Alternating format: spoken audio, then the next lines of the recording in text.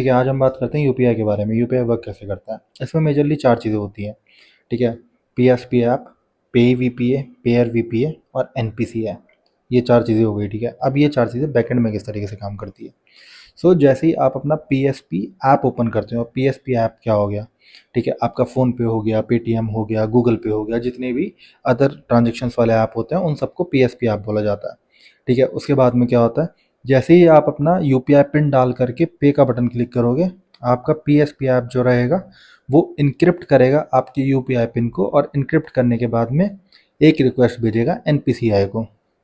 ठीक है, अब एनपीसीआई को रिक्वेस्ट जाने के बाद में एनपीसीआई रिक्वेस्ट भेजेगा आपके पेयर बैंक को। पेयर बैंक कौन हो गया, आप हो गए पेयर बैंक।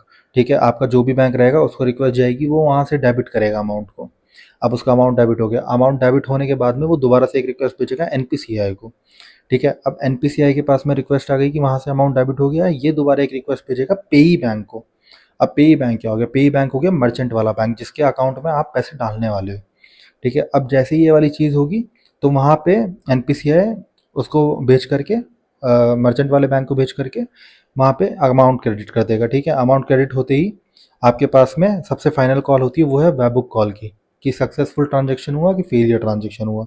दो ही वेबुक कॉल होती है। ठीक है, एक होता है सक्सेसफुल ट्रांजेक्शन, एक होता है फेलियर ट्रांजेक्शन। वेबुक और भी बहुत तरीके के होते हैं, ये डिपेंड करता है मर्चेंट टू मर्चेंट कि मर्चेंट किस तरीके से और वेबुक्स लेना चाह रहा है।